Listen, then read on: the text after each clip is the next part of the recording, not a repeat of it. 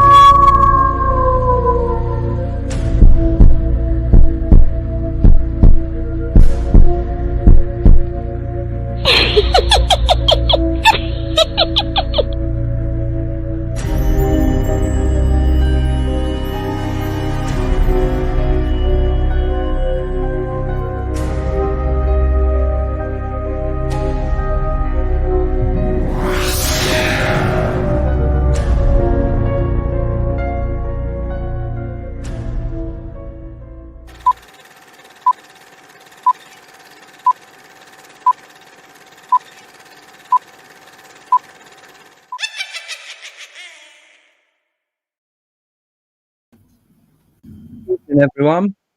Deborah's running a bit late. I'll explain to you later why.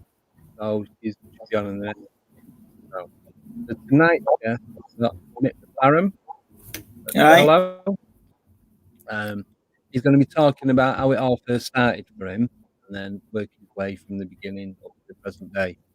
So I just want to say hello to everyone in the chat. So we've got Noel, Ralph, Joe, Umbraman, Kelly, Dave Sadler, Stu Farrington,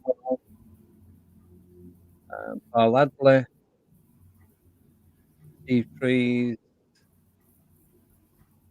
and I think that's it. I can't. If anyone else have missed them, sorry, but good evening to you all. Thanks for joining us. So yeah, do you want to take off from here now, Mick? Yeah, I'll first start off with where I started off, sort of thing. In 2012, I went to a Mysterious Earth conference, and I went listening to someone giving a talk on ley lines, and it got me really, really interested in that subject. I'm a pagan. That's my following. So I've really been into all these alternative things, and with that, I went to this conference, got into ley lines, and then I started researching on myself because I thought, well, why? There's nothing better than actually getting your feet dirty and getting in there and doing this research for yourself as well, learning more and more things. And I came across, like things like boggets and which had connections with ley lines. It's sort of, when I got into the subject and I started looking into it more and following where these lines were, I started coming across places that had little folk tales about these things like boggets, white shucks, and white ladies.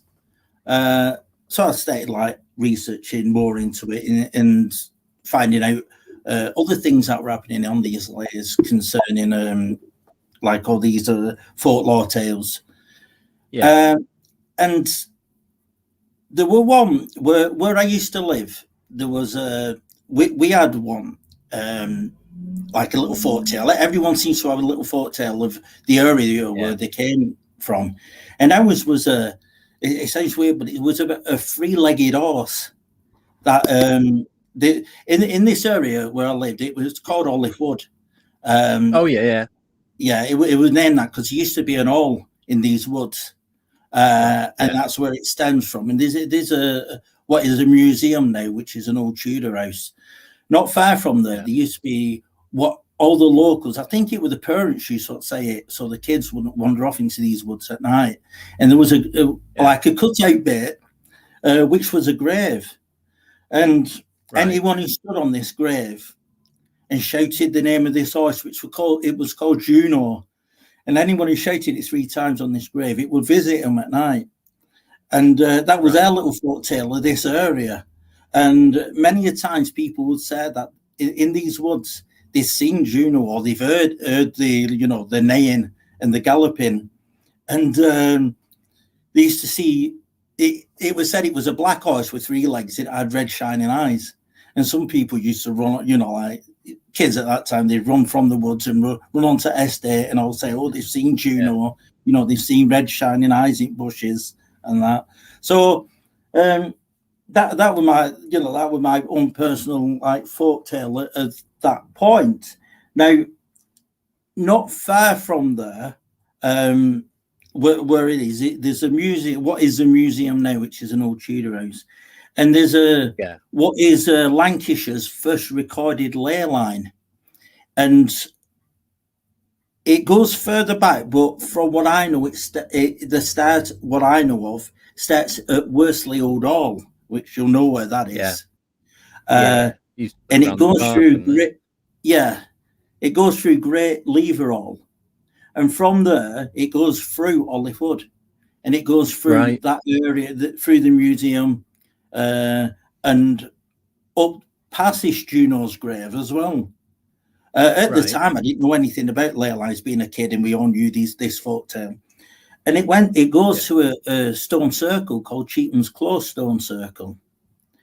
Now, along this lay as well, we've got other things which I'll come to later on, like experiences I've had around here. And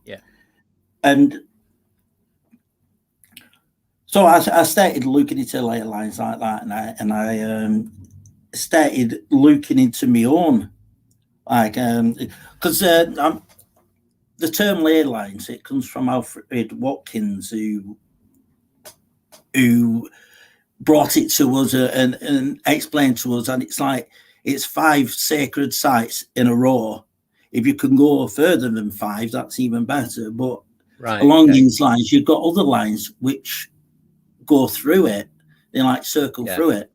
And at these cross points, we always find that there's something going on there. Be it a white lady, be it a black boggets, or Juno. You never know. It might be one going through there, because that is on that line, the Lancashire line, the first recorded ley line. So I started working on one which I termed the Lay of the Roses, because it goes from Lancashire all the way through Yorkshire, from one end of the country to the other. And it starts off in Southport, a little town there, and it goes through Croston, if you know that area. I've got family up in Southport. Now, Croston, there's a cross right in the centre of the village. And at this cross, there's it sort of like runs right through the centre of this cross. And that like sort of got me quite excited, because I used to go around there that time, and I'd take a lot of photos. And I came across this article about a little creature that was seen there, which the locals call shrewfoot. You can't get into that area now; it's all private. But I went in there, like taking photos and that. And there was a fella who lived not far from this. He had this at the back, his back fence, and he had all this like land, which he was interviewed at the local newspaper, and they said he'd said he'd seen what looked like a little being that was chasing like an horse into distance, like little playful thing. And the thing in the newspaper, that was what was the locals said that there was a fellow who was going through on his bike once, and he looked up and he saw this shrewfoot up in the trees. If he hadn't looked up and seen it, and he'd been going at the speed he was going, because he sort of slowed down, looked up at it, oncoming was a lorry. So if he hadn't seen this thing, he would have hit the lorry. So he thought, it was well known in the village that this thing was looking after him. So leaving Croston, you go along and you go to other parts, like there's Ashley Hall in Chorley, and then it goes up to another place called Ealing Ab. From there, you got another site, like Ashley Hall. There's old burial mounds there. That's just at the back of the hall itself. It's right next to an all persons hall now. Right, okay. And then you go through the Ashley Hall, you go to Ely now, which is well known, or used to be well known when I was younger, as a place where they did a bit of witchcraft there, and they used to have pentagrams all in this quarry. From there, you go to a next place, which is a Roundloaf, which is in the centre of Anglesark Moor. I don't know that area well. You know, Anglesark, and you've got Windsor Hill, and you've got all these areas, which this point I find it is very interesting because there's quite a few ley lines that cross at this point. So this ley line, which I'm talking about, goes through there, and then it heads over to Tutton Moors, which comes to another cross, which is slipped my mind there for a minute. But it then goes on to sorry, Edgeworth or Edgerton? It's near Edgeworth, yeah. Well, it does go through Entwistle, a place called Furry Battery, which is quite an unusual place because you get there and you have a look around, and the quarry has all been cut out with the river running through. But this quarry, the wall itself is bright red. Right. It is such an unusual colour, and if you go over in winter, you've got all the snow around, and then you've got this bright red brick quarry wall looking down at you. It's really nice. You go to the next cross along, which is on Oakham Moor, and so on, going into Yorkshire, and you've got all the stone circles and things going all the way over to, I think it's a place called Easington on the east coast, not far from Benton, Flamborough, and all that further up. So working on that, I started seeing other folk tales coming along that line, ghosts at certain castles and things like that. And then, hello, Deb. Hello, I'm back. I'm here, rather not back. Made it. Anyway. Well, along this line, what I started doing then is I came across W.H.I.T's map, and then I started putting her map over mine, and I was seeing along these lines that where all these sightings, what she were having, they were on the line I was looking into. So at that point, I got in touch with Debbie, and we just started chatting and that. That were about beginning of 2020. And we had like lots of phone conversations, and we got together, became quite good friends. And then in summer of that year as well, I got in touch with you, didn't I, Deb? And we met. And at that time, I was still looking into the ley lines, but I was looking into the cryptid side of things as well. And on this line, what I was following, I was going to the cryptid sightings as well. And that's when I got in touch with Debs, because where she had her sighting was near to where this ley runs through. Yeah. Which then crosses with another ley, which runs up towards a place called Thornborough Henge. Now, on this ley, you got around where Deb had her sightings and so on. There's other things going along. And we went looking at a place. Can you remember the name of it, Debs? That temple. Yeah. It was White Eagle Lodge is what it started as, but now it's Yeah. Well, we met up there, but before that, we met up at the Abbot. Kirkstall Abbey. Kirkstall Abbey, that's it. Yeah. That's when we first met, and I was sort of like going to interview you, but we ended up just chatting and just getting on. Went from there. It did, didn't it? It just went from there. So we went over to this White Lodge, and and the feelings we were getting around there, that was really strange, because it was like, I, I think a lot of us have got this thing in us where we can pick up on ley lines. And when you go to certain places, and I believe where these lines cross, it becomes stronger, and you get a feeling like it's almost like a drunkenness. You know, like at Christmas, you go to someone's house and you'll have a quick shot or whatever, and you get that little head rush. Now, that's the feeling you get when you're on a ley line. Yeah, that little but it intensifies the longer you're on it. And at this certain place, we found out the lodge itself, it was Alistair Crowley's lot who used to own the lodge, and they must have been doing ritual in there and bringing these energies up. Now, around that area, I mean, we know with the Golden Dawn that they try and bring entities into play in the rituals. There's quite a dark side to it, and there's a light side to it as well. But if you're bringing anything through and you don't send it back, then it's going to manifest in that area. So whatever Deb saw,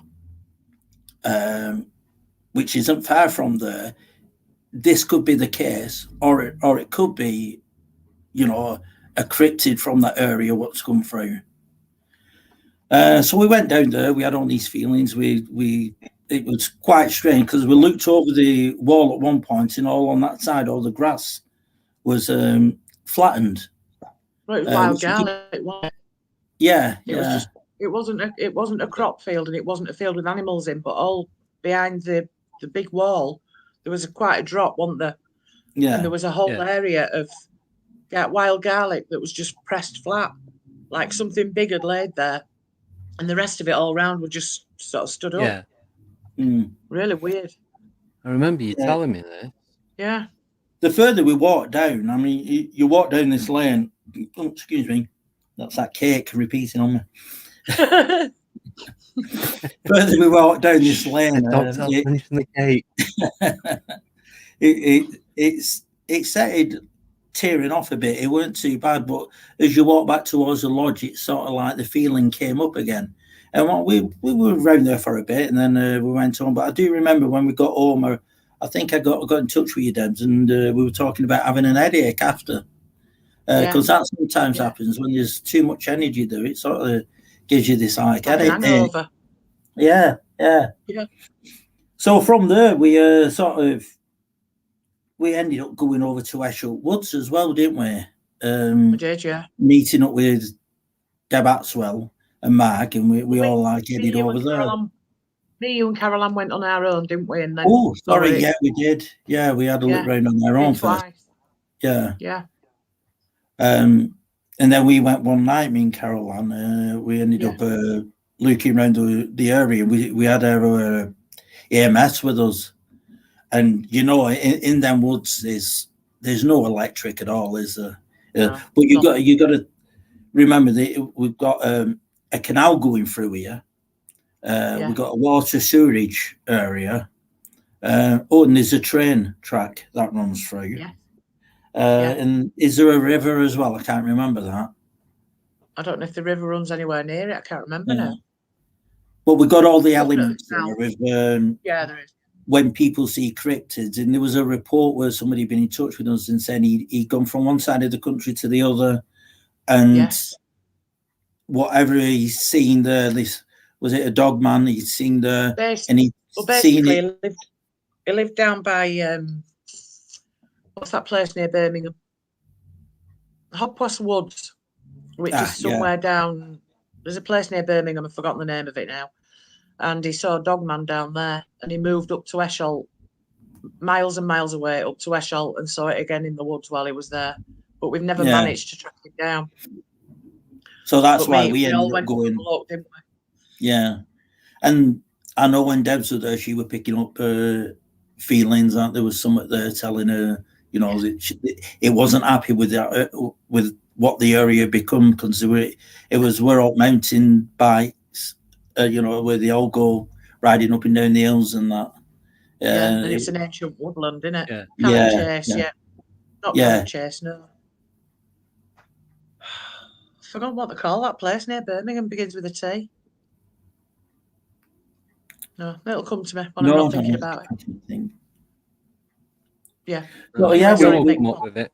Sure she will. Yeah.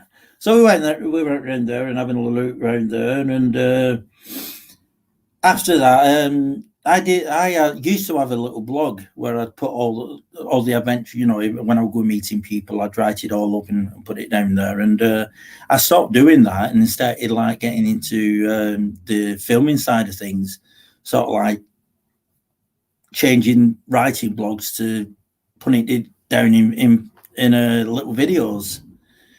Sorry, yeah. So, I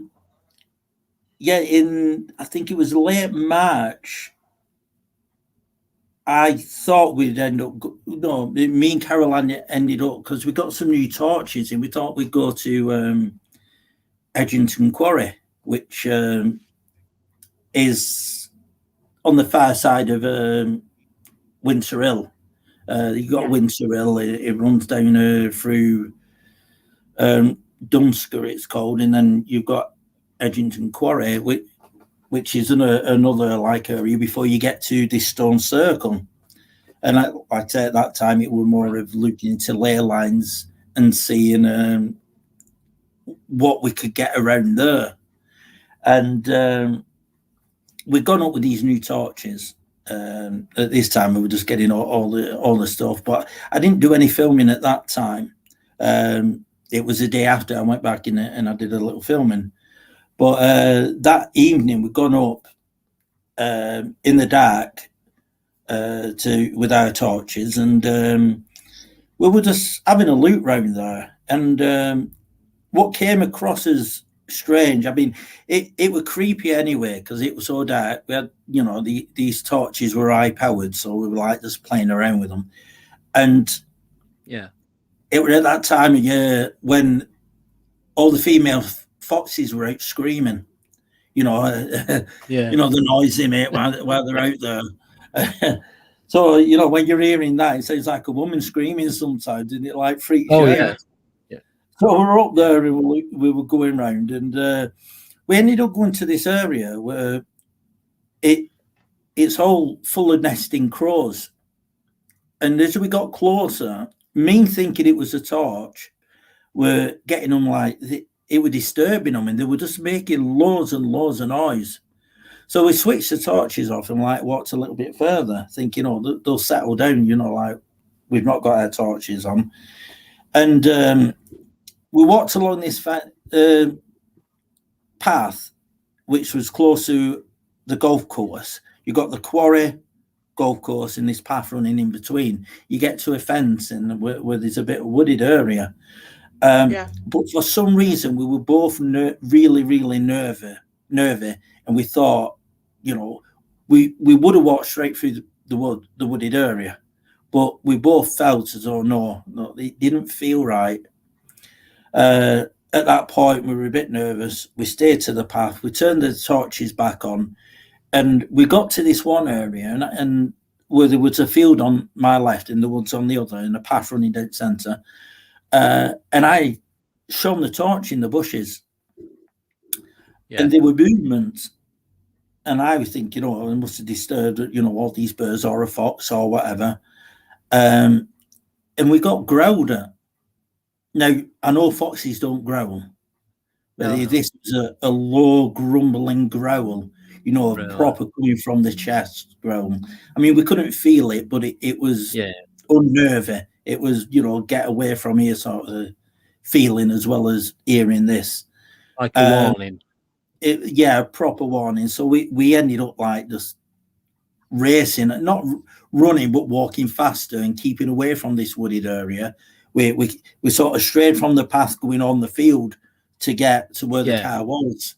And me, I thought, right, well, I'll shine torch again, at that time, not realising, it could have been something really dangerous that had run out and attack us.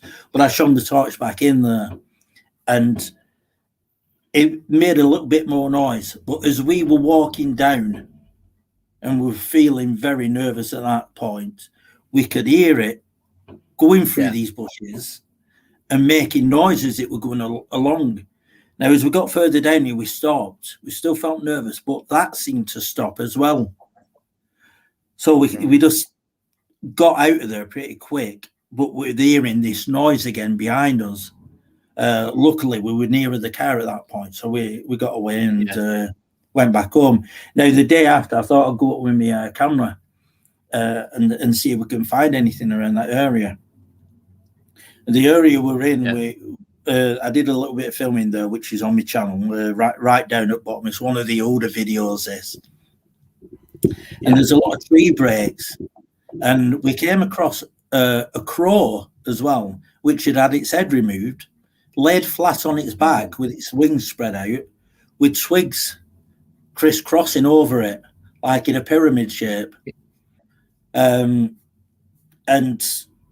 well, I've not got a clue what that was, but that's just so weird, was coming across that. We ended up going to the quarry part as well, because we thought we'd walk that way around, rather than going up there and then going back to the car. We thought we'd do a full circle all the way around.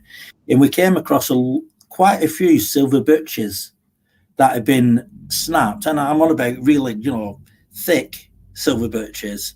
They were only young, so they were solid, quite thick. Some of them had been snapped dead in half, with the other half like thrown to one side, and quite a few small ones that had been snapped as well. So some up there were having a tantrum and knocking these things over.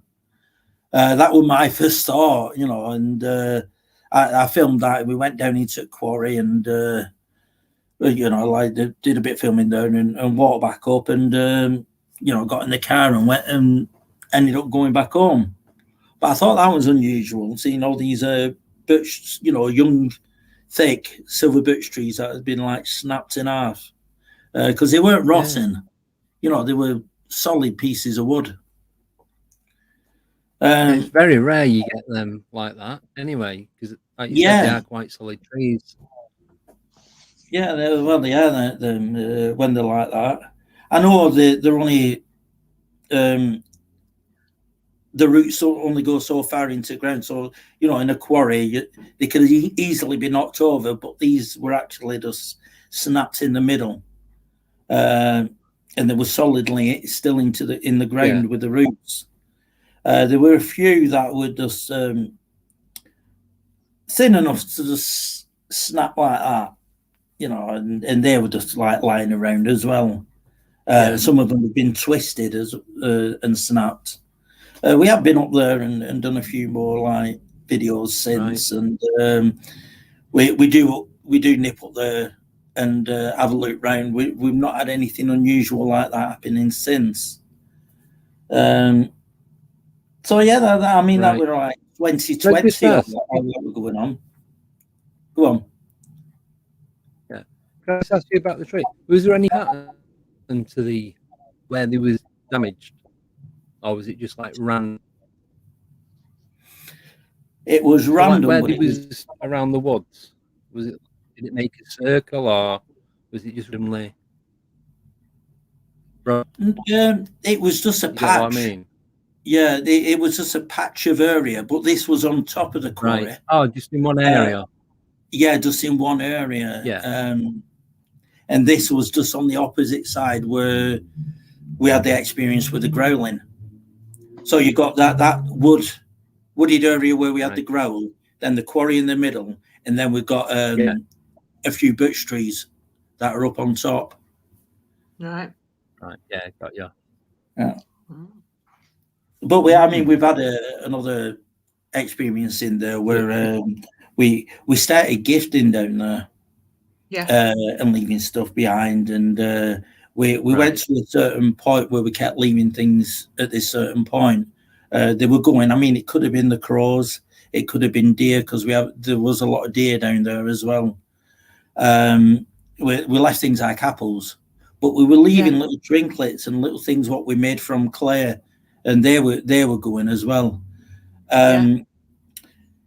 one day we were down there, and I'd left an apple, and it was such a lovely still day, and we were walking away, and as we both turned round and looked towards where we'd left the apple, the trees on either side, or the bushes on either side, they started moving as it were getting closer towards it. One bush would move, and then it'd stop as though the wind were blowing through, and then it'd start on the other bush, and that'd start shaking until it got to us, and we felt it, a rush of air hit us, and sort of like finish there. And when we turned around and looked towards the bushes, there was nothing moving at all. So my understanding at that time, we were leaving this stuff there, and it was whatever was happy that we were doing that there. It gave us this sort of like feeling of thank you, and so when we do go down there, we'll leave something behind. I mean, we've been down there with Denise and Lee. You left it behind as well. There you are. I've had Denise as an offering. Yeah. Yeah, she can stay down there and talk to them. So after that, it was after that, I'd say around from meeting you up to the end, we were doing all this, going out, researching the ley lines, having these strange experiences. And then on October 25th, Deb Hartswell got in touch with me, and she said, someone's been in touch and they've had an experience up on Winter Hill, and that this is the start of the Winter Hill investigation. So I went out to meet Dave, who had the experience. I think everyone knows about the grounds and everything, what happened up on Winter Hill, how it all started, but I'll go through it anyway for anyone who doesn't know. We went meeting Dave. I went with my camera, thought, right, we'll get it as an interview. He can tell us everything what had happened. So we went to his flat, and his friend Adam, who was with him when he had this experience, he came after. So I interviewed Dave first, and then I interviewed Adam while Dave was there, and then they start talking about it together at that point. But Dave goes on about when they got up there, because they'd gone over the rabbiting, and they had the torches they had the torches with them, but they hadn't turned them on, because they wanted to be quiet and not give any indication that they're moving around. Yeah. Where this is, you've got the Master Winter Hill. There's a road that runs up to it, and then there's just moorland on either side. It just goes up and over. I know you two have been in that area, so you know what it's like up there. Yeah. And at this point, they'd gone up in Adam's van. They got out. They'd gone through this gate, over a wall, and with them not having the torches on, Adam has stepped in somewhere. And when he looked down, he could see all blood and guts, and this sheep that looked as though it had its rib cage ripped open, and it was still steaming. At this point, I mean, it was October, and it was a little bit cooler, and it was drizzling as well, so it was quite dark up there. Dave turned his torch on at this time and looked down, and they saw all these blood and guts and the carcass ripped open. At that point, they heard a growling in front of them.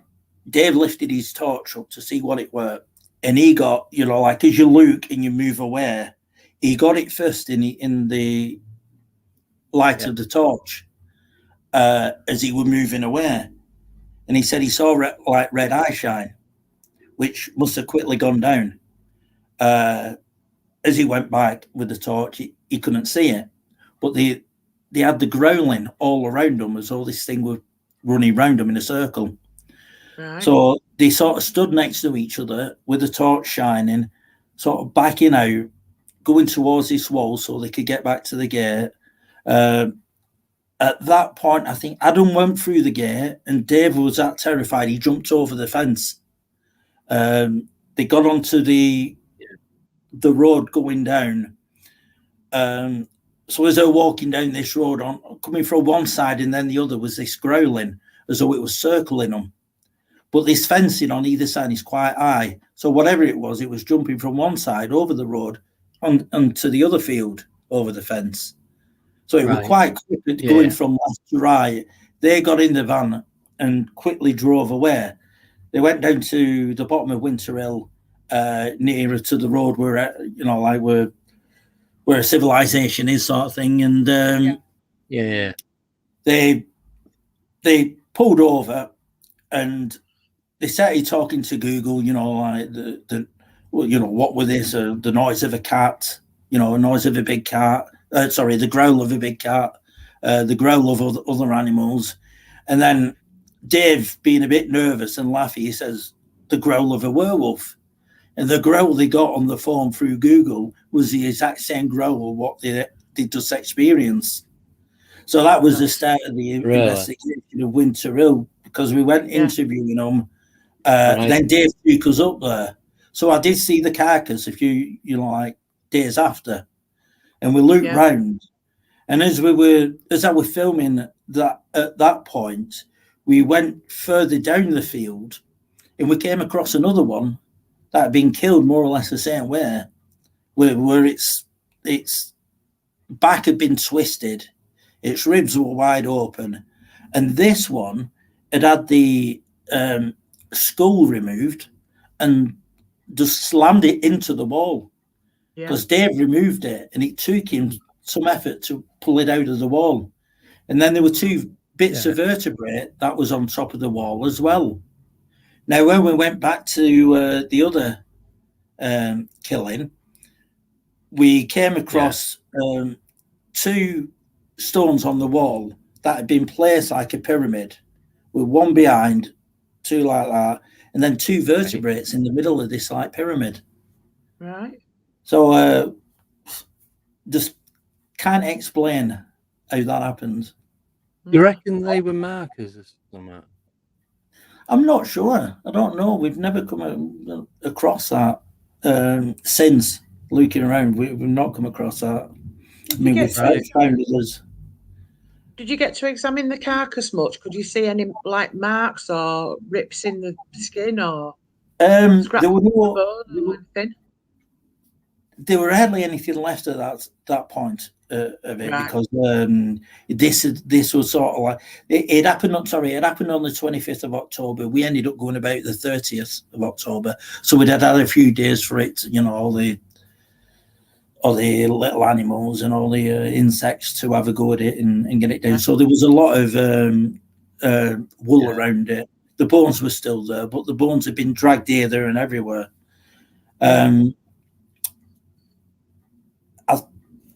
It was that one. I ended up getting the jawbone to that one. Yes. And having a look at that, and it's got two bite marks in it about where the jaw would be there. There's one about there, and then there's one about there. So it's quite the distance is about 2 inches or so from one what looks like one canine tooth to another canine tooth. So we've had a good look at that.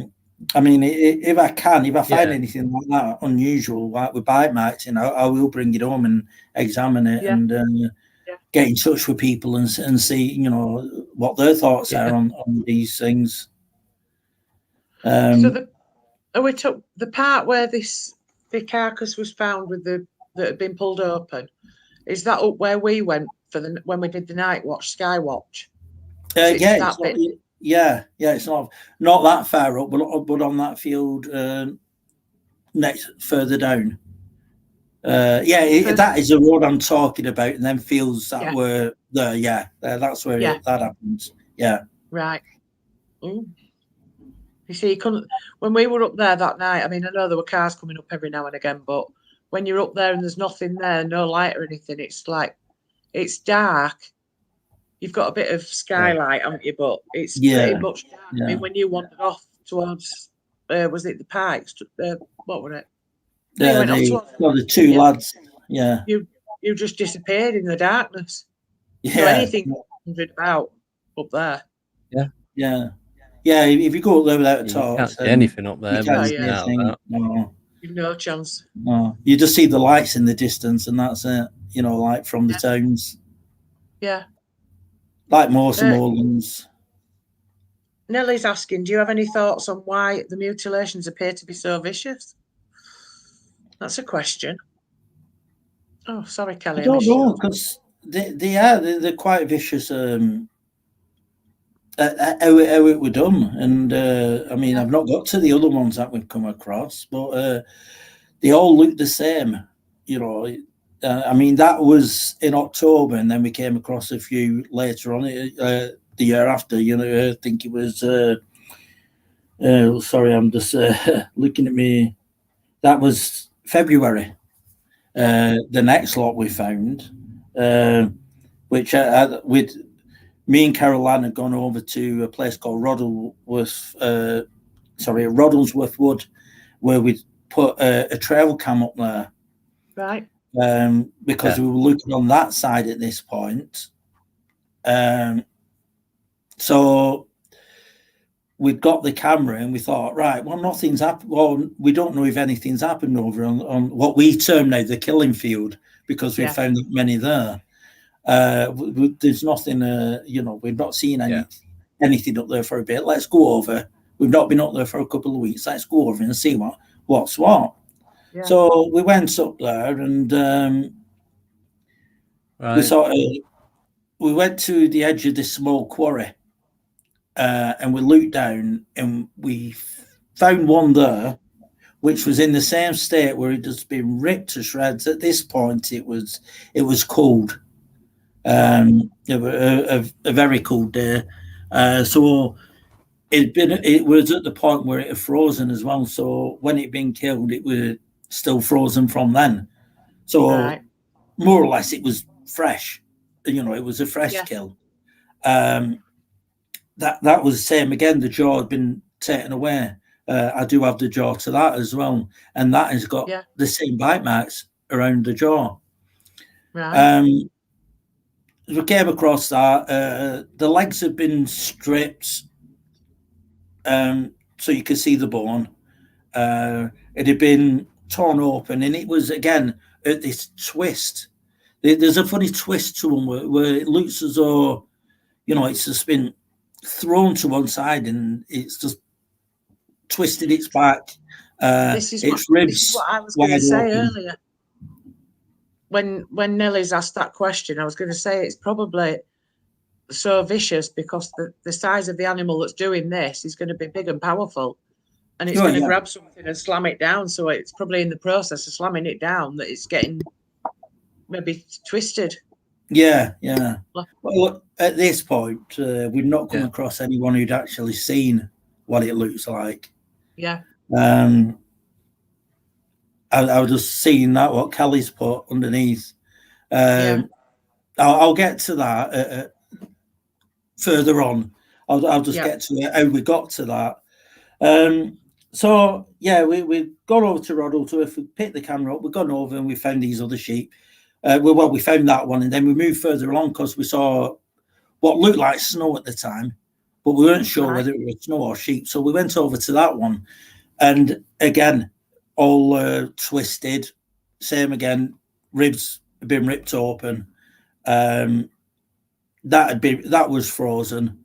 So at this point, I got in touch with Debbie Axwell and told her about it, and ended up making a little video, and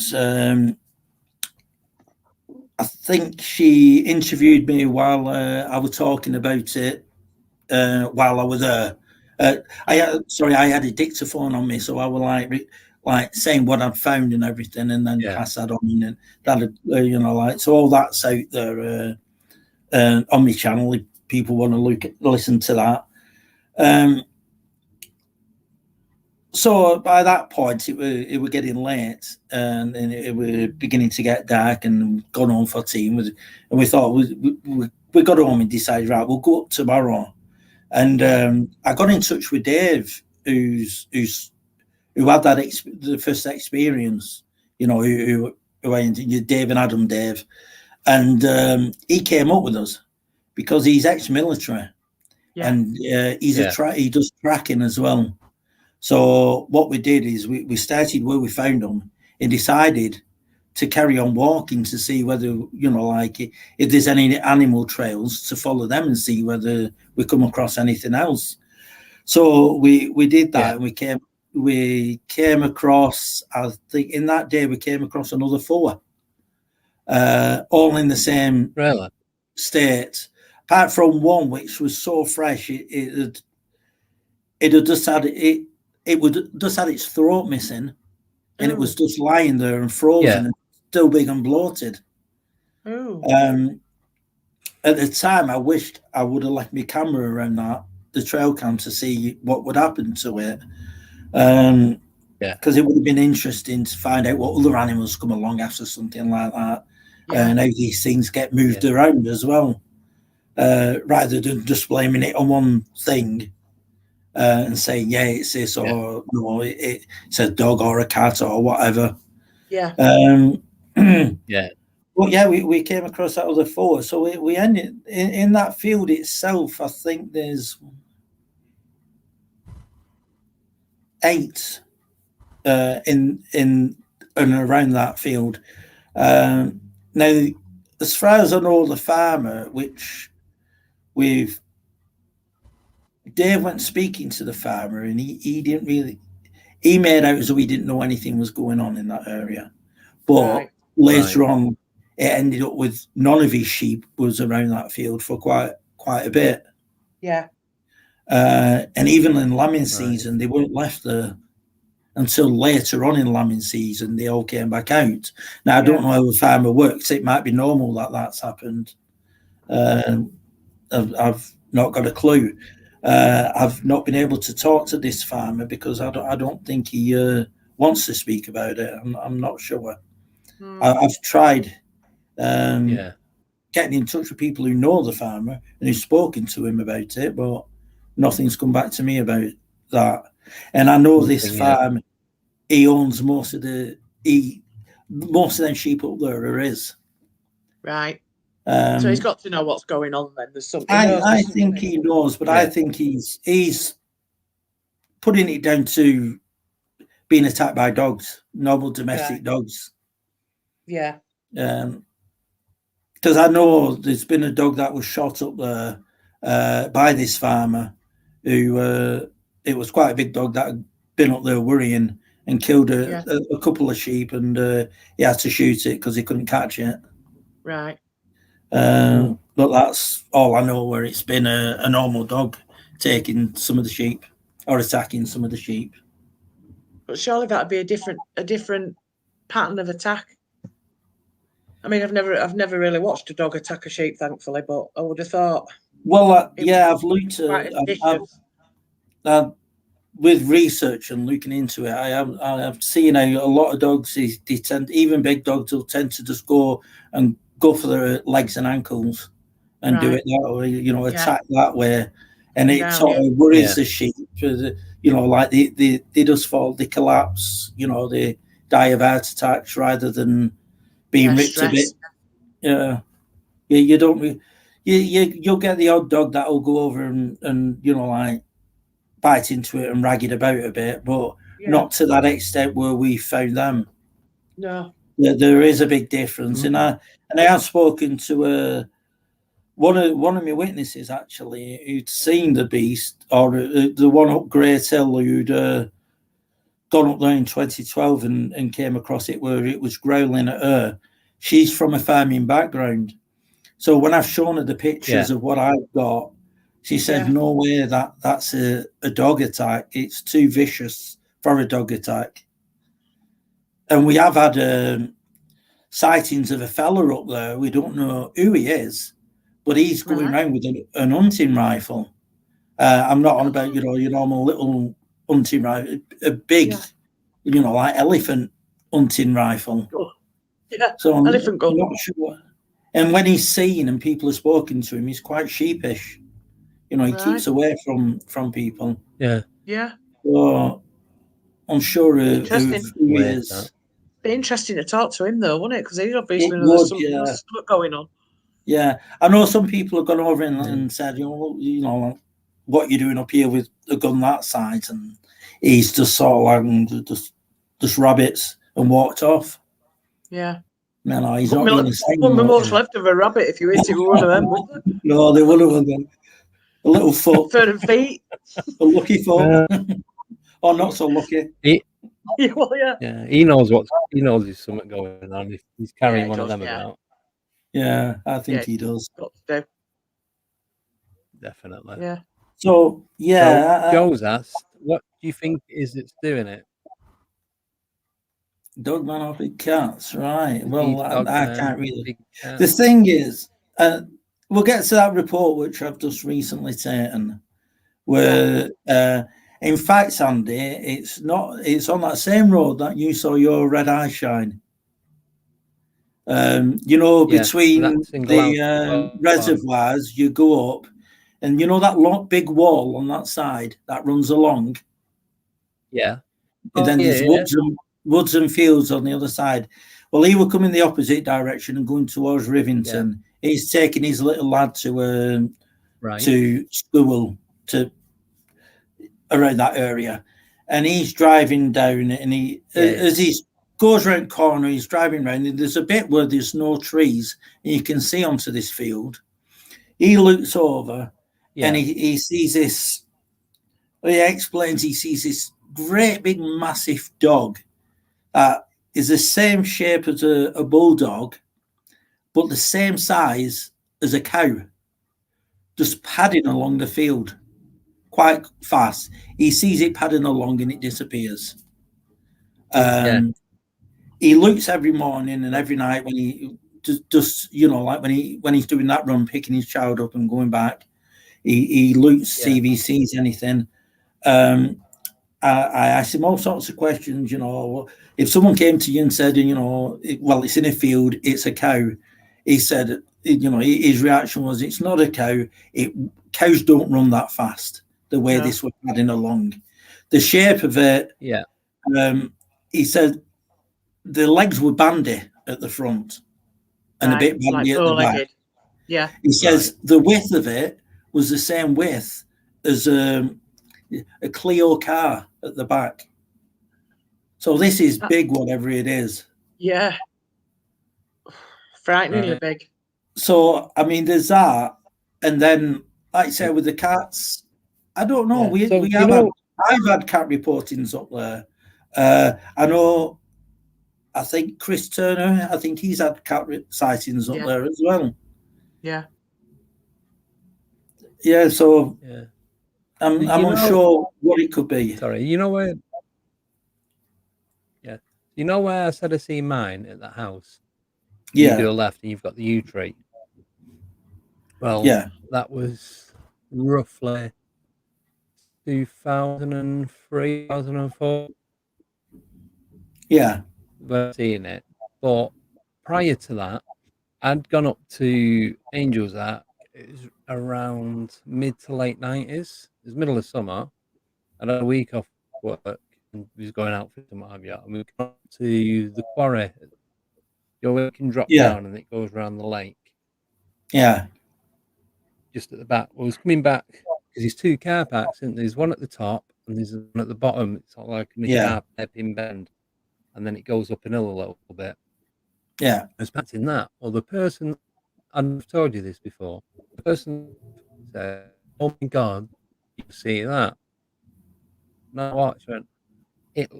It was the size of a cow, but it had wings, and it dropped off the wall and dropped down in towards where the quarry was.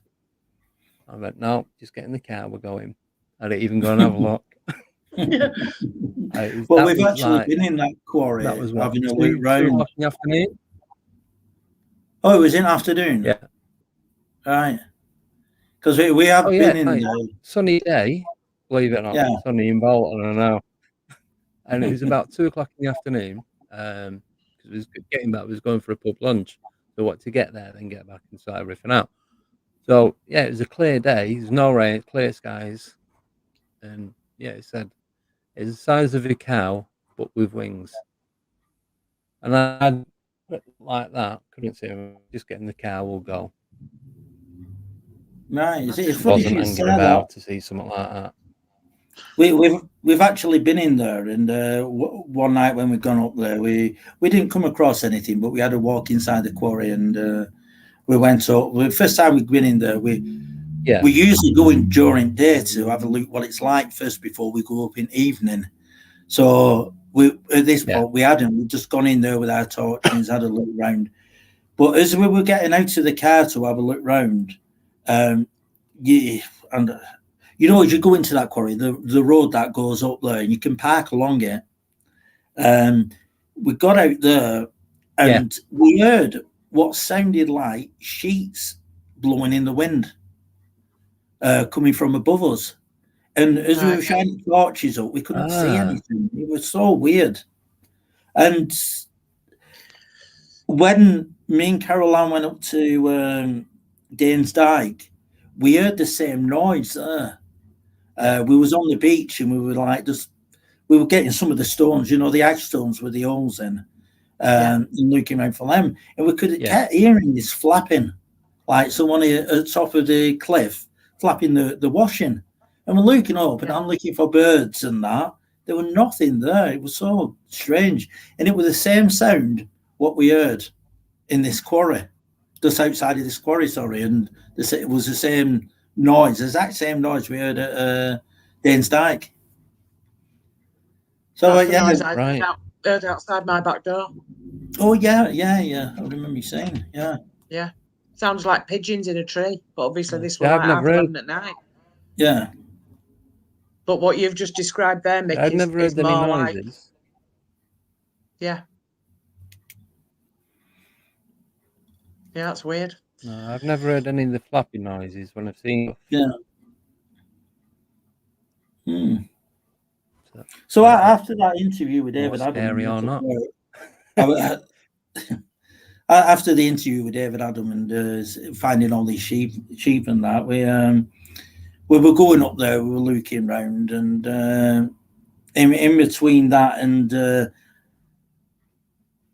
actually forming WH.I.T, the Winter Hill investigation team, me and Caroline were up there, and I were getting lots of reports, looking into them, and quite, you know, people have been getting in touch with me all about that area, you know, Orwich, Rivington, on that side, and someone got in touch with me about a black dog, which they'd seen early one morning when they were going to work down a little lane called Squirrel Lane. They got up late for work, and this was what I would term a phantom dog, like a black shuck, which was just looking after her as she was walking down that lane. She did see it a few more times, having to walk that way. She'd not only seen it once. And then another one in Orwich itself was ball lightning that actually went up somebody's street at the bottom of Rivington, where the road that goes up to Rivington. Some terrace houses running along there. She says she first got in touch and told me that her dad had once seen a UFO over Rivington Pike. I mean, she never went into detail with that, and then she went on about this ball lightning that, like, she remembers seeing going up a street in middle of the street.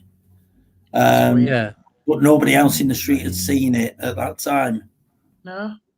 And then I've had like strange accounts like the Headless Horseman, you know, which was saying Headless Horseman. I've heard about that. But I just thought it was a legend.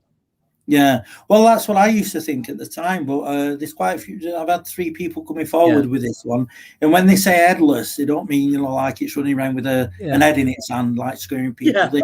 They're seeing the sort of like going into this fog, which is surrounding this entity, this ghost or whatever you want to call it, and it's got fog around its head, so you never see its head.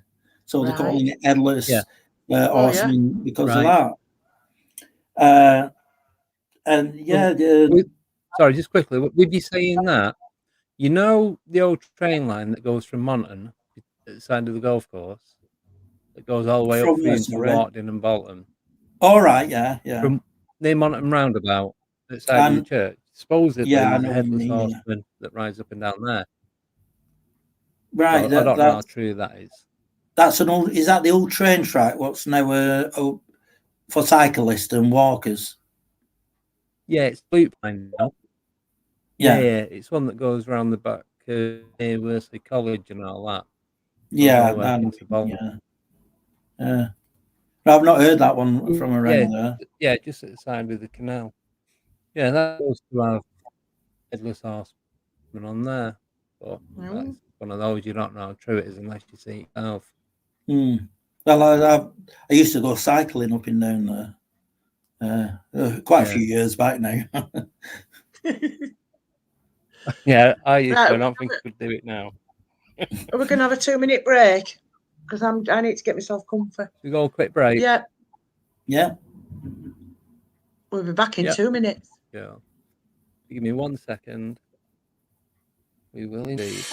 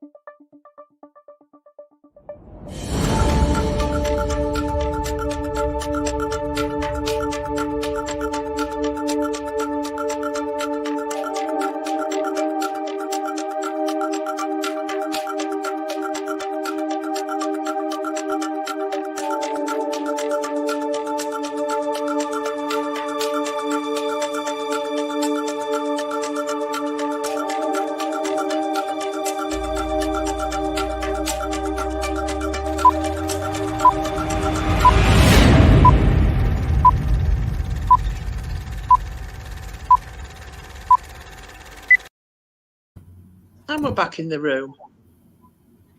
Oh. There. You got it. Thought that looked familiar. 6 Yeah, months we got it eventually. Later than never. Sorry, but I don't know what happened to the other one. No idea. No. Probably get it in about 6 years' time. Went into the unknown. Yeah, I'll let you know when it turns up. You can have a letter through the door. Right, so where did we get to? Right. You were going to come back to something, Mick. I've forgotten what it was. It was, yes. I'm just looking at my notes now. So, yeah, like from that, in between the interview and more or less the end of the summer, I think, we would, me and Debs were getting quite a few reports on different things, and I was looking at some things, and she was looking at other things over in the Wigan area. That's when we came across the Perchman sighting. That's mostly Deb's account, but we both went up there. I did a little video of her saying what had happened. And then moving on from there, we with the sheep killings and that, we ended up sort of getting inundated with people like getting in touch with things, and because of the video had gone out, people getting in touch and saying that telling us about their experiences, like the woman who went up Great Hill. She'd gone up there 2012, and it'd taken her a long time to come out and tell us about it because she didn't know where to report these things. Yeah. Where do you report things like this when they go on? That's it, yeah. I mean, now it's a bit more up. There's a lot more people out there like us who are researching and taking these reports. So it's easier for people to come forward. So I get quite a few. As you know, Debbie Axwell gets quite a few. And when anything happens over here and she's got that report, she tells me if I get anything further afield, I'll tell her. And there's more and more going on that map all the time. Which at the moment is just full of reports all up and down the country. So yeah, we did the Perchman, and with all these reports coming in, at that point, we were up on the hill and we were going out at night. And me and Caroline were thinking, it'd be good to have fresh eyes on this as well and get more people involved. And when we were working on the Perchman, I met Lee Roscoe, and from there, we've become quite good friends, and he's part of the team now. And we go out. He's been out on his own doing it. We thought, if me and Caroline can't get out there, then other people can get out there and keep us up to scratch what's going on. And Denise as well, who we call the lovely Denise, who's lovely Denise, probably in chat tonight. And we sort of all got together and decided to form the Winter Hill investigation team. And sort of went from there, but we were up there early at mornings, late at night. We've been out there with Chris Turner's been along with us. We've done sky watches up there with you yourself, Deb, and others. We've had a few sky watches with Chris Turner as well. So yeah, we've been quite active in doing a lot of things, and think. Sorry, I'm just reading my notes, catching up here. I've gone a bit too far. So this one particular evening, after we'd all got together, we all decided, we'll go out, because I got a report that someone who works not far from where the killing field, what we called the killing field at that time, now is known as Killing Field 1, because there is a Killing Field 2 as well. But at that time, I got a report from someone who worked up there, and he was working nights. And this one evening, where he was sort of in a shed, but he could see one area, he could see over towards Norwich, the other area he could see towards Manchester. And on this area where he could see towards Manchester, there's someone just going down, and he saw this outline at first, what he thought was a dog, and it stood up. He said it walked, and it actually slinked like a domestic cat. Then he thought to himself, that can't be right, because it's too big for a domestic cat. And because he saw it sideways, he knew it was a cat, because it's straight with a cat, straight in front there. Yeah. It was like that, and the tail was longer than usual. And he said it made him nervous to the point where he didn't go out that night. So he told us about this, and on this, we ended up going on that area. And this night we'd gone up. It was a cool night. It was a -4. It was one of them where we had hats and gloves, we could still feel that cold, like bitter cold. Because up there, when it's cold, it's very cold. And we were walking along this path, and all of a sudden there was this, what sounded like, it's hard to explain, it's like almost like a cough and a sneeze at the same time. Right. And we all shone our torches there. We couldn't see anything. This was so weird. Nothing moved. Couldn't see anything. We were there for quite a while. shining torches in there, couldn't see anything. Now, at this point, Lee Roscoe had his night vision binoculars. So he's scanning about with them, and he sees nothing at all. So we ended up like walking along and going to this wooded area, which if we thought, if it is a cat, we could walk up there and see if there's any scratch marks on trees, or see any evidence of there might be a cat around there, a big cat around that area. Yeah. So we're walking around there, and we couldn't see anything. Nothing happened. We were up there quite a while, and we headed back. Now, on our way back down, we got to a point where we could see over towards the field where there's a dry stone wall. And Lee was looking through his binoculars, because I think he saw eye shine at that point, and then he used his binoculars. I could be wrong here. But he was looking through his binoculars, and he saw eye shine as well, and he saw something moving. And at that point, he's like, everyone, he's shouting to us, there's something over there, and, like, I'm not sure, which we're all there with our torch, excuse me, with our torches. And at this point, as the torches were shining over there, both me and Carol Ann saw something moving along the field near the wall. Right. Unsure what it was, we couldn't make it out. And I'm sure I saw a long tail. Carol Ann, she was sure that she saw the legs, the shape of a sort of, I think, a cat. I'm not sure. It's quite far back now, and I can't remember what she saw, but she saw whatever this is, what I saw moving. Lee at that point couldn't find it on the binoculars, so it was too cold. At that point we were freezing, and we thought, no, we'll leave this during the day and we'll go over there and have a look round. So we did go back up the day after,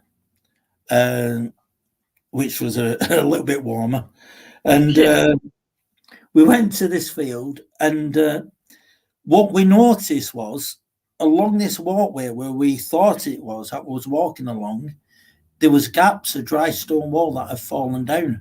So whatever it was moving, it must have been moving from one bit of wall to the other, and we saw it at that spot as it was just passing between the walls. Right. And then in that field, we came across two more sheep that was in the same position as the others. Now, it sounds strange that we saw what we thought was a big cat. Yeah. Up there. And then we see this other beast on the other side that's doing the exact same thing. At this point, all things are going through my mind. I'm thinking, well, is there something up here that is the same thing that is showing itself to what you're actually going up there investigating at the time? Because I was going up there thinking big cat.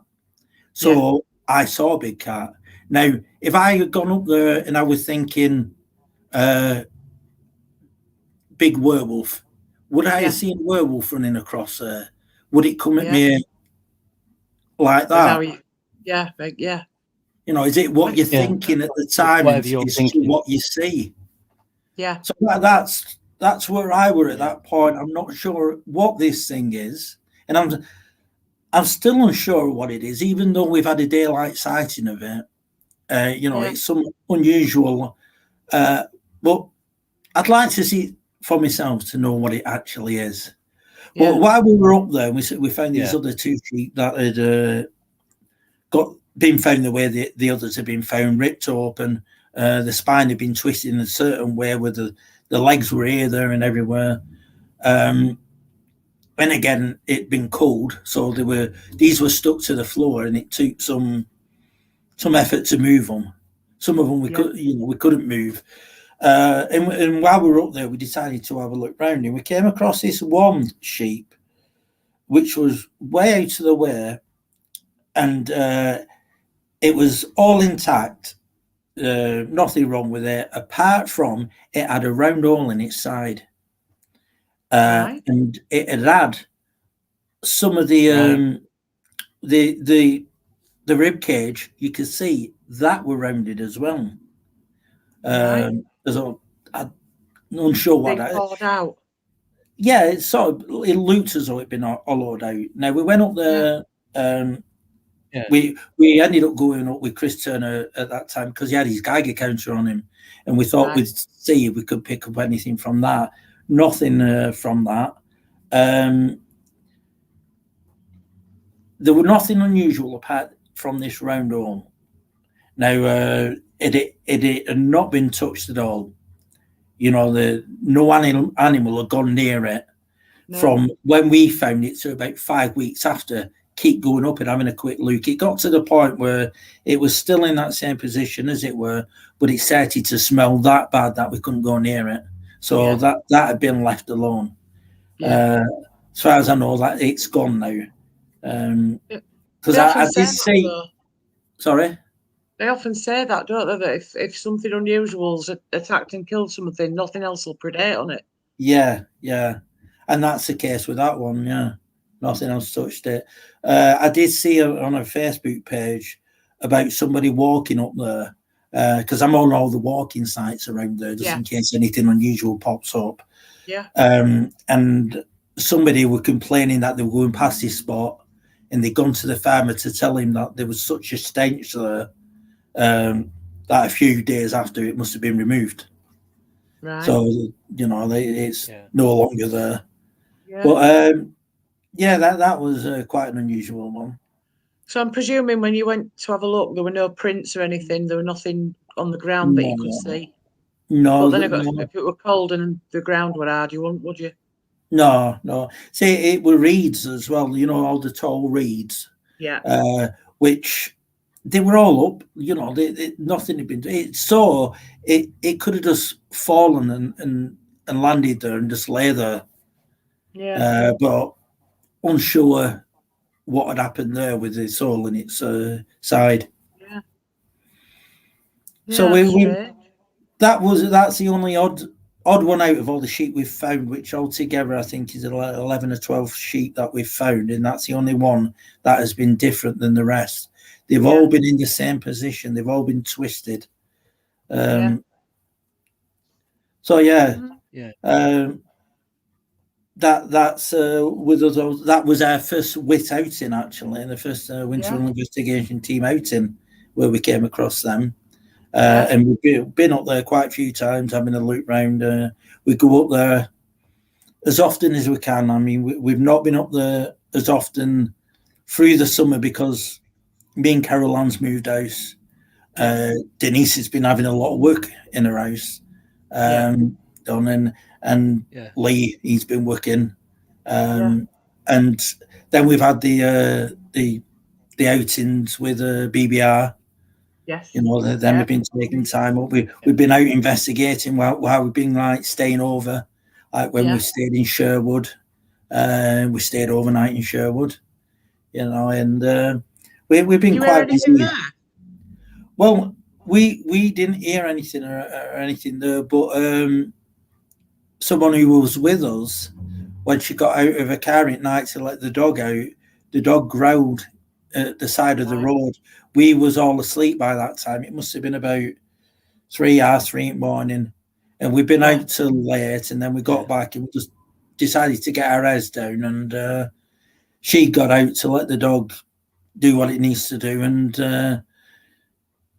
the dog is a very good dog. It won't say a boo to a goose, but something had bothered it to the point where it was growling in the bushes. And that's the only thing that happened that night, but not what I witnessed myself. So we stayed at Delamere. That was a wet night. It started off really nice. It was lovely all day, a lovely summer's day, and we were there. We set up our little camp under these bushes, and we spent most of the night underneath there under a tarpaulin because it just rained all night. Typical, that, isn't it? Yeah. It was a good night, a nice bonding night, because we're all quite close now with the W.H.I.T team. We become very good friends and see a lot of each other. Yeah. Or when we can. Yeah. In fact, we've got someone coming up next week. Yeah, that's exactly what you want. Yeah. Well, we've got someone coming up next week who was at Sherwood, and he's booked an hotel in Norwich. He's coming over seeing us, and he's doing an investigation next Saturday night. Yeah. So we're hopefully going to be up there or on next Saturday night. Denise doesn't know about this now, but she will now. Yeah. Yeah. Sorry I've already mentioned it to Lee. So that's something to look forward to next week, Denise. I'll have to come over again, and we'll have to go do a sky watch because we were supposed to be doing that last time, weren't we? And then we never got there. Yeah, we did. We ended up in the back garden having a fire and drinking wine. And we were two that said we didn't want to drink. I know, yeah. I felt rotten day after. Your fault. Good night. Yeah, my fault. Blame me. You still managed to do me a breakfast, though. I'm quite happy. I'll definitely. Yeah, I would. What I like to do, I would be at one of them. Is if we could get together and go up there and do a live feed. Yeah. While we're up there. Yeah. That'd be good. Yeah. Oh yeah, definitely. Yeah, that'll be a good night. You're probably not the me now. I've been away from there nearly 15 years, so I can't see it change that much in that time. Yeah. No. So nothing much. I can show the. I can. Spots where I've witnessed stuff and other people have. Yeah, that'd be good. So, we could we'll do that now. Yeah, definitely, yeah. Looking forward. Warren's asking. It looks very bleak. Is there much of a forested area? A few trees. There is. Yeah, you've got Winter Hill, which is quite high up. And then it sort of slopes down. On one side, it goes to moorland. Well, in the middle, it goes to moorland, all the way up to the motorway and beyond. On either side, at the bottom of where I am, you've got Bolton, and then it just goes up towards the moors. I'm quite lucky because I'm right on the edge of the moorland. Yeah, you are. There's my house, a couple of houses along, and then you just go up towards Winter Hill. There's a few wooded areas where I live, called the Smithills area, and it goes sort of around to another area where it's all wooded that takes you up. You got to go through the woods to get up onto the moors that way. Yeah. It is really surrounded by woods, little woods here and there, and you've got Roddlesworth, which is a good 5 miles of wooded area with reservoirs in the middle. So you've got all that area, and then there is some very, very bleak places. There's all sorts of terrain around there.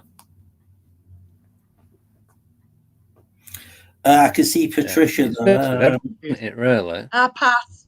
Yeah. I've forgotten today's chocolate out of my advent calendar, Pat. I'm not keeping up with these chocolates right well. I've been a bit naughty and opened it up and had about 6 or 7 out of them. Sorry, Pat. I wish I'd have stamped on that last Saturday now. As for wheelchairs, there are at the bottom where you can. We'd have to look into it for like a meet-up. Yeah. It's very hard at the moment because the road that took us up to the Killingfield one, where we had the night watch. Yeah, shocking. It's now they put a gate across it, so you can only go up during the day. You can't go up at night. Oh, that's good. So you've got to walk all the way up there. Right. Oh God. But in a wheelchair, they've shut the road off. Sorry. Shut the road off. I was saying they've shut the road off now. Yeah. They put a barrier across at a certain time in the evening, so they can't, because there used to be a lot of cars going up there, and some of the locals who live in that area, I think they were complaining about it because there were some gangs going up there, and driving up and down like maniacs. Yeah, there used to be a bit of joyriding and all that up there, wasn't there? Yeah, they put a stop to that now with that. Right. I'm just looking at Nellie Kelly's here. Does there seem to be a particular time of the year when there is more activity on Winter Hill? There, with us just starting really last year, we started October and into spring when it was all happening, and then it went quiet. It's been very quiet, and I've only had reports of people when they talk about things happening, they've always been, like spring, winter and spring. Right. So that's why we've been concentrating on other areas, like like over in the Wigan Flashes and around that area, following this corridor that's going from one end to the country to the other, with Winter Hill in the middle, like with all these green corridors that run along the one going from Winter Hill up to Pendle, and the other one from Winter Hill going towards the Wigan area and down that area. Yeah. So it has been mostly at the beginning of this year and the end of last year when we were up there. But I have had reporting from people who've said, it's happening in spring. There was a fella called Michael lives there, who's an urban explorer. He has a channel on here. Yeah. And he was up Rivington looking at an old barn that was derelict. And he got out of car, him and his friend got out of car, and they'd walk towards this barn. And at that time, you had to climb over a fence to get through to it. It was all grown over. And he said they got growled at. He said he could feel it, whatever it was, he could feel this growl. And his first instinct was just get out of there and, go another time.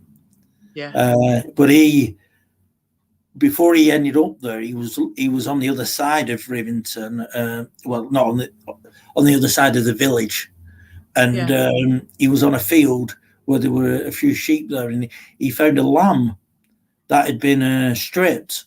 Its fleece had been taken off and just left down near the river, and it had everything were intact apart from its fleece. Walking from that to across the field to go to this barn, he'd come across a sheep in field that had the front of its muzzle bit like chewed off and just left there.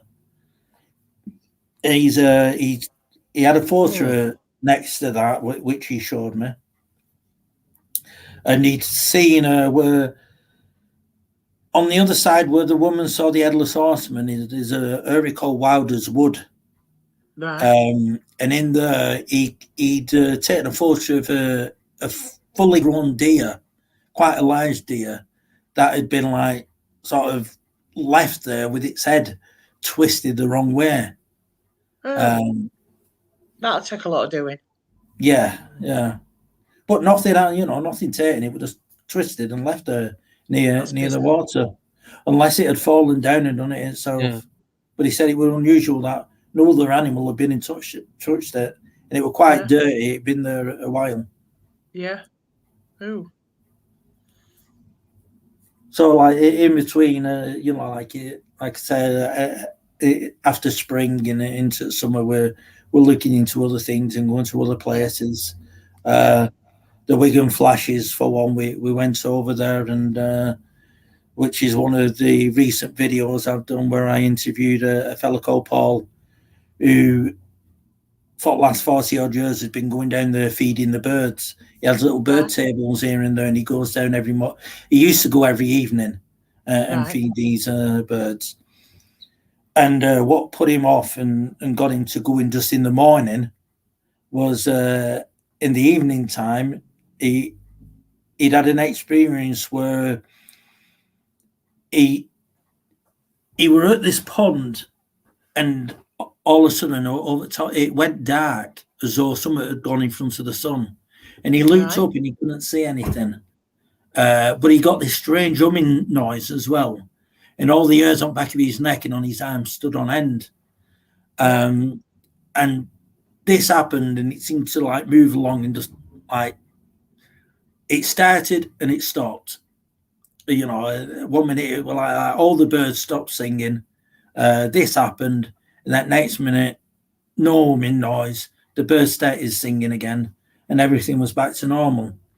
He said a week after that had happened, he was walking along there, and because he's been going there that long, he's met a few people who he talks to and got friendly with.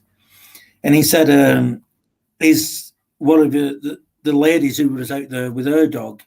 She heard the humming, and then as she was walking past this tree, she saw what she thought was a 7-foot ape looking thing that faded into the background and disappeared.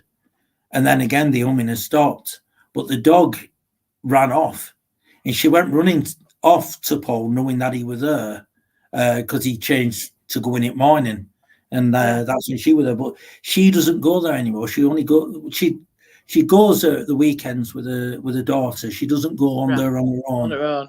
And she doesn't go in the evenings anymore or in the mornings anymore. She'll only go on if she's with someone to walk the dog. Now, looking into this, Paul had another experience a time after that as well. He'd gone to another pond and the same experience, but he said he thought this thing was moving along the waterline. And this waterline more or less goes towards, as though you're going towards Winter Hill and Hindley. And Hindley is where we have the Perchman. So he's had that experience, and then I've been chatting to him and that, and he knows one of the teachers who goes to the school, who says he remembers quite a few years back, a woman coming running into the school screaming. She was a dog walker whose she had her dogs with her. She'd run into the school. She was screaming and terrified and saying that she'd seen an ape over at the Flashes near the school. They got to a point where they were ready to bring the police out and the police helicopters, and they looked at, once they heard this story, they thought it was just an hoax, so they didn't do anything, but they were ready to get out there and look for this ape-like being. And then another one is another fellow who was working over 20 odd years ago. He was working on the other side of these Flashes at a building, the factory where there was a lot of train tracks going in, because it was a glass factory, and the trains used to come along and pick up the glass from there. And he said he sort of worked nights or early evenings. And when he did this at night, they'd like sneak out, they'd do the work, get everything done, and sneak out into Flashes and just have a walk around. And he sort of said they'd hear footsteps behind them. And they actually thought it might have been someone from work, like messing around, following them. To the point where it was a full moon this night. They'd been walking along. And they'd hear this like footsteps, and then he said he saw in the moonlight a shape, something really hairy and big, like quite. He thought it was a fellow with a great big coat on at first, and he thought it was one of them leather jackets, what they used to have with tassels hanging down. Well, he thought he was wearing one of them. Then he realised, because he was only seeing the outline, he realised that it was her hanging down. And this thing, whatever it was, like, they got into bushes hiding, and this thing had started screaming, and then it like went lower, and then gave another scream out. And he said it was that the scream caused them both to feel sick. As though it was like an ultra sound. Ultrasound, And yeah. it made him feel sick, to the point where he said he closed his eyes and they were scared, like they didn't want to move away from this bush. But when they both looked up, it had gone, this thing, whatever it were. And he said they actually stayed there for at least 10 minutes before, like, going back to the factory. And after that, they never ever went out at night to the flashes. Yeah. So we got things over there, and from there you have a bit further along. We have Asher's Beacon, which we've had someone camping out there. Yeah. This couple got in touch with Deb. I mentioned that they'd gone over there to look at, I think, some graves, because they were looking into the family tree, and they decided to stay over because it's like a wooded area there in a quarry. Yeah. And they camped out there, and they heard a low pitch, like subsonic almost sound. Yeah. It was like a growl. And at first they put it down to the quarry. But they found out that, or I found out later on, that this quarry isn't open through the night. It's just they don't do any work in quarry at night. But when we were out there investigating this area, I came across this young lad who was he was on his mountain bike going up in the trails, and he was saying he'd had some funny experiences in there where he'd because I explained what I was doing there, because I was filming at the time and he were asking questions. And I said we were out here with a group, a BBR group, and explain what we are and what we do. And I explained like wood knocking and things like that. And when I actually showed him what it were, because he asked, and he said, "Yeah, them are the exact sounds that we've been hearing in here when we've been out camping." Right. He says there is a farmer who comes on and like tries getting them off the land and that. But he did say there was some people who'd gone there camping with bottles of beer, and when they'd gone, they came across this tent with only one bottle of beer open, and all the rest had been left, and all the clothes had been left. So they're unsure what could have happened there. I have looked into this, and there's no police reports or anything like that from this area of anyone going in there and going missing or anything like that. Yeah. This stuff was just left overnight. They've just done a runner from their own stuff. It seems, so much freaked them out. Yeah. I mean, it could even be this farmer's just too young to get off the land, and, you know, yeah, probably. He is meant to be a grumpy farmer from this area. Yeah, he don't like anyone camping in there. Quite possible that then, isn't it? But you'd have thought they'd have given him a bit of back chat and packed all the stuff up, wouldn't you? Yeah. Unless they had a gun pointed at them. Can I just say, just for those that don't know, Hindley isn't too far away from Winter Hill, is it? Really? No, it's not. It's not at all. It's you can actually see Winter Hill from it. From Asher's Beacon, pretty close knit to each. Oh yeah. Wherever you are in the area we go looking, you can see Winter Hill.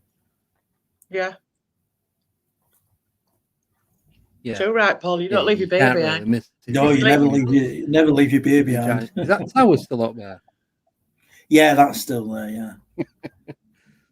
Yeah, leave your pants, take your beer. That's what I say. Use it anymore, do they? I don't know if it's.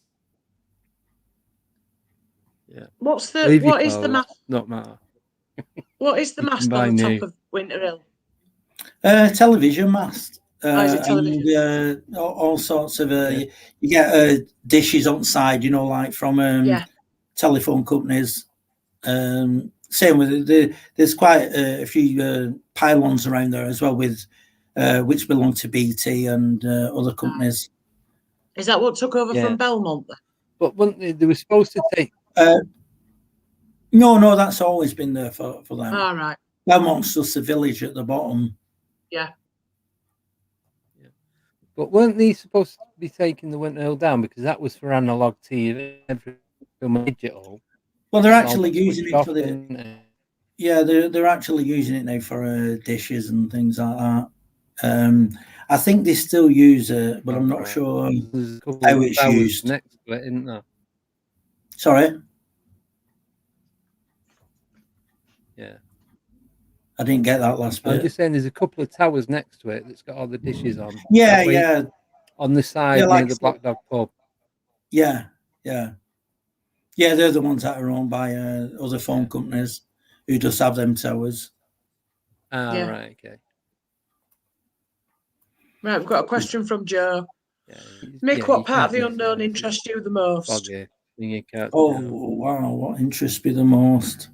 As you can see, I'm quite eclectic when it comes to all these things. There's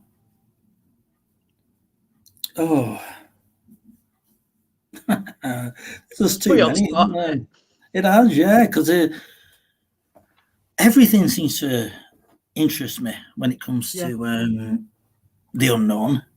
I'll sink my teeth into anything that's a mystery, really, and try and work it out. Yeah. And look at it logically, really, and yeah. A lot of it's not logic, though, is it? Well, that's it. No, it's not. It's not. Well, but you try your best. Yeah. Just think if we solved all these things, we'd have nothing to think about. I know we'd have nothing to do, would we? It'd be quite boring, really. You'd have to take knitting up. Yeah. Like Carol Ann, she's doing that at the moment. Well, she's crocheting. Yeah. I tend to do that this time of year, but I've got a little project on the go, so I haven't got time for all that. What was that? I've just seen Tino put, well, 20. Well, about 20. Seriously, a lot of hills with TV or phone masts just happen to have UFO activity. What's the connection? Makes you wonder, that's strange. We do. There is a lot of UFO activity up there. We've, I don't know. I think when you had Steve Murray on, wasn't he talking about the Murphy case up there? Yeah.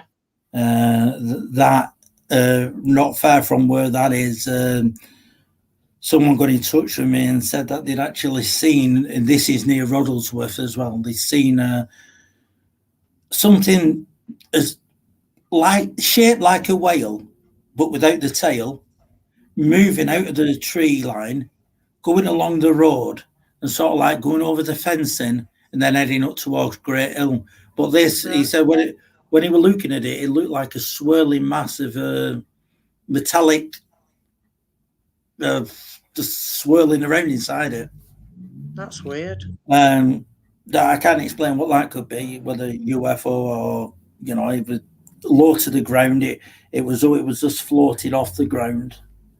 I had a report from a fella who, when he was younger, his dad used to take him up Winter Hill for a treat, like a day out. They'd gone to hospital seeing a family member, and on the way back, they'd gone to Blackburn to the hospital, and on the way back, they'd always go to Winter Hill. And he said, and his dad was a military personnel, and he said they were up near Rivington Pike, and they were looking across the field, and he said he saw this object, metallic shape, round shape, as big as a car. It was just floating there, and he said it just shot off at great speeds. And his father turned around to him at the time and says, whatever happens as you get older, don't let anyone tell you that didn't happen. And it took him down the rabbit hole, really. Yeah. What's setting me off down the rabbit hole? Yeah. Like I said, I'm looking into ley lines. But before that, I have had a few experiences when I was younger, paranormal experiences. Like I was saying about Olivewood, where I lived, the old museum at one time, where the kitchen, what would have been the kitchen, I was walking past there, and I saw a lady stood outside dressed in all this like kitchen gear, like a maid. And she would have stood outside this door staring at me. I felt everything went cold. I was walking along, I saw her there, she was just staring at me. The only thing I can think of doing was saying hello to her. and sort of walked off. And then it warmed up as I walked past. And as I turned around, she wasn't there. But at that time, it's well known around there for them to have filming, and having period dramas and things like that. So that's what came across my mind as I was walking past. But as I got further away, I could see no one else was there. And, it just shocked me. But that is on the actual ley line as well that runs what I was talking about at the beginning of the show. Yeah. Did we find any more out? You know that when we went from Kirkstall Abbey up to Knott Lane that day, and you had your meter on, and the light just went, and there's that stone, isn't there, at the side of the road? Did any find out any more about that stone? No, I didn't. I know there's no markings on it because last time we passed, because that road's got really, really busy all of a sudden. Well, I mean, it's always been a busy road, but there's a lot more tailbacks now. And we were sort of parked at the side of it waiting to go. And then I see there's absolutely no writing on it or anything, but it's really old. It's on the megalithic porthole site. Yeah. It's like a boundary stone, but it's been there a very, very long time. Yeah. And that, it's funny because we got a strange reading from that area as well when we went there with the EMF. It kept going on around that area. It did at a shelter at the side of the railway line, didn't it, when we parked up? Yeah. Well, that is the line as well, one of the layers that run through it and goes towards Ashut Woods. Yeah. And these are all the markings along these lines, you see. I mean, I wonder, I don't suppose you know, but I know ley lines exist, obviously, but does it? It's hard to explain what I mean. It's not just like a line. There must be some bleed off it. Like the energy must bleed off it somehow. Well, what I want to understand, we're looking into this. You've got your straight line, and then we seem to have a male and female line that runs along, and they sort of cross. When they cross the main line as well. Right. It's like the St. Michael line that runs from Cornwall over to Norfolk. Yeah. That line has got a male and female line running through it. It's the Michael line and the Murray line. Right. So it's a straight line, and it's got that intertwining. When they cross on the line, and you've got the normal line, and then you've got these two lines that are crossing. So like that's where they tend to build sacred sites, or they have tend to build sacred sites where they put, where when Christianity came along, that's where they built their churches. So that's why you find churches on these layers as well. Yeah. It's the old tracks. What at one point we must have used, and we must have known. I'm convinced that they would have known and they would have used them at the time. Yeah. Because when I'm on them, I actually feel the energy of these places. And if I come to one that is cross, I've been to a place what's made me feel sick because there's that much energy there. Yeah. Well, look at us on Knott Lane. We were all staggering about like we've been out on beer all afternoon. Yeah. That was the weirdest. Because I think you and Caroline had done it, and you said, just let us know if anything strange happens. And then we all hit that particular bit near the temple. Yeah. Well, that's why I wanted to take you down that day. It's that confirmation as well from other people. Yeah. When you go and you feel these things, you think, it sounds crazy, it sounds silly, but when someone else comes along and they start having that same feeling without you saying anything, then it's confirmation that there is something here. There's something different. Definitely. It's an horrible feeling. Yeah. Some places you go to, it's a nice feeling. Yeah, like a peaceful feeling. Say about feeling sick. There's a place where I drive quite regularly in Cambridge, and there's a bank of satellites and telescopes. These two roads that run either side of the field. If I drive up and down them, it always feels like I'm going to faint. For there's about 30-second stretch of this bit of road, and and all echoes, all like and what have you. Just Mm. get a really sick feeling. As soon as I pass it, I'm all right again. Yeah, well, these are the feelings you get, like when you do pass through them.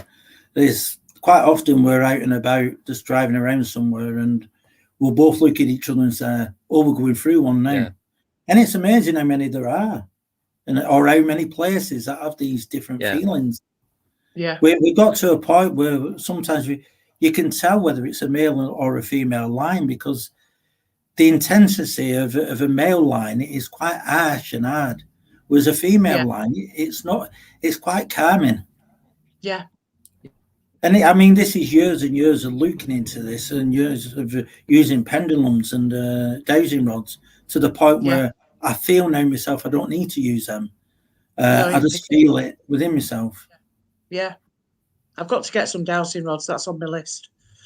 The copper ones are brilliant. I see this one Lee's put up. I've not mentioned this, have I?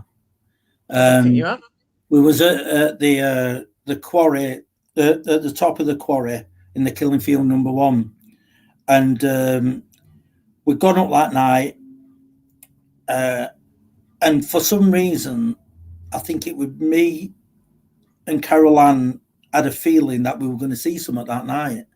And it's like, again, it's like that, if you think you're going to see something, is this thing showing itself because of that, or, you're unsure. But we were walking along, and Lee had his night vision binoculars, and he was looking round. And as we were walking up this hill, he was turning around and he's looking down, and he sees eye shine. And he sort of shouts us and says, "Oh, I can see eye shine over there. Shine your torches over there." So I got the torch. We all got our torches and shone down. And Denise said she saw eye shine. I'm not sure if she saw eye shine without the torch at first, or it was through her torch she saw the eye shine. I'm unsure. But I saw a body. I saw something with coarser moving along the top. I'm saying along the top because this bit was a bit of the quarry what went down about 20 foot to 25 foot. It was a steep drop, and it looked as though we were sort of like moving along there. And as Lee said that, we all shone over. I shot my torch, and I saw this body movement. It sort of moved to the side and went down, so I couldn't see it. But as we were doing that, we were all like, without thinking, we saw this thing. I mean, most people wouldn't go running towards something like this if they're out there looking for something like this. But our instinct was just, let's go and see what it is. And we went running across this field, Lee in front first.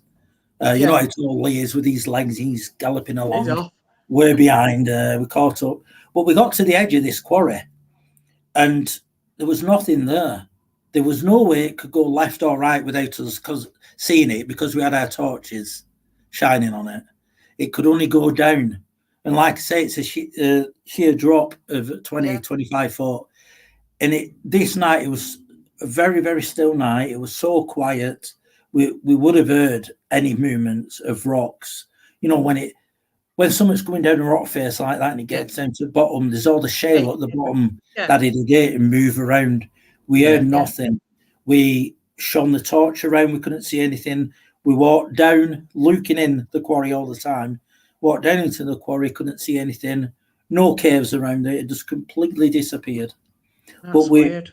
It was funny how it was sort of like we were moving around, and our thoughts were, how long had it been there, sort of stalking us and watching what we were doing.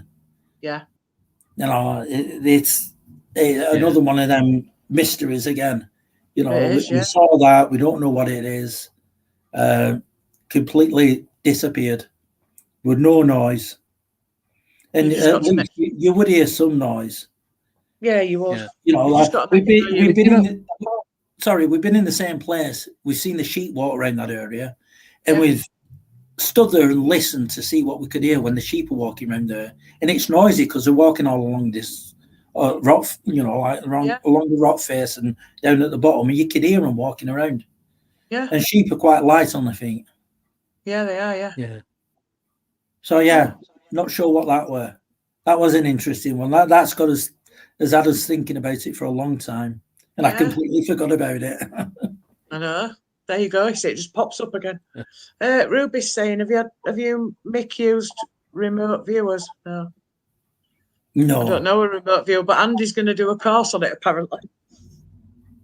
I'm expecting him to pop up in the bedroom in next 6 months. It's on my Christmas list. Yeah. I've actually put it on my Christmas list. You can do a course. It's 20 quid. Yeah. On a true story. Yeah, so I'm going to be doing that in the new year. If not, I'll just buy it myself for Christmas. Yeah, so, why not? Either way, I'm going to do it. Put cameras on the sheep, yeah. We tried catching a sheep, Ruby. No, I don't think we could do that. Imagine it with a little helmet cam. Yeah. That'd be quite cute. See Mick going. That's funny, that. Oh, Pat's done remote viewing. Oh, right. Intentional, Pat, or it just kind of like happened. Yeah. I've done that thing where I felt like I'm somewhere else. I often feel like I'm somewhere else, actually. Yeah. Oh. See, Lee's thinking about it. Like I should be at home. Yeah. Yeah, it's like Lee says, he does. When we get together, we always talk about that night. Yeah. It was so unusual. It's hard to fathom, though, isn't it? That's the thing. You have to keep going over it to see if anything else will pop up in your head, but there's no answers, is there? No. Unless you stood right in front of what you think. Is that the strangest thing that's happened to you, Mick? Up there, I think, it is up there. Yeah. I mean, the growls at the beginning, you know, like when I started doing all this, the growls, and then seeing that, which you do think about it a lot. You think, you know, did I see it? You know, you do start questioning yourself when you see things like that. Yeah, you do. Yeah. But it's weird when you do actually see someone like that, and you know, start questioning yourself. But there were 4 of us there that night, and we all saw. Yeah. What it, you know, we all saw it. I don't. In fact, Caroline, I don't think she did see it because she was a bit fed up, like she didn't see it. But she's only small, and she's running behind us all, trying to keep up with her small legs. Yeah, with the little dwarf legs.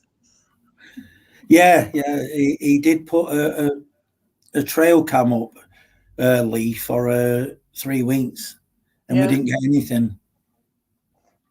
There you go, Andy. Ruby's saying she's a retired he's a retired remote viewer.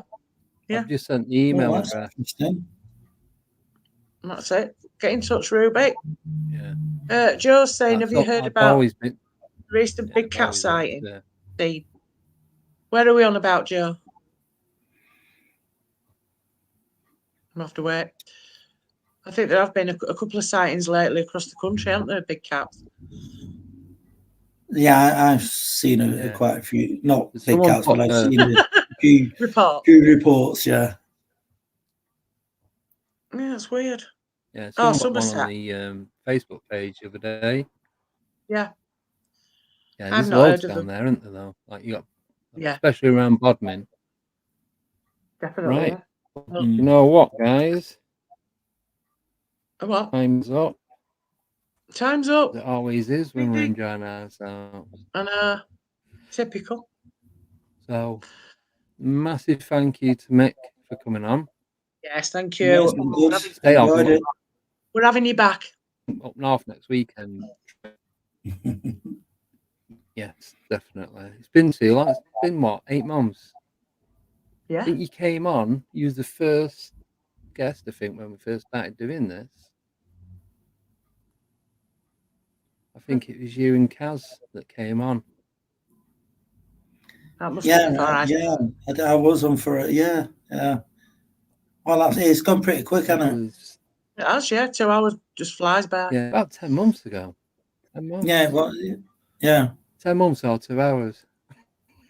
Yeah. Thank you for everybody in the chat as well. Yeah. Thank you for being here. Thank you, Joe. So massive thank you to everyone for joining us. Yeah. What I was running late, so I didn't get time to explain to anyone. The new start time is 7:30. Yeah. Well, yeah, 7:30.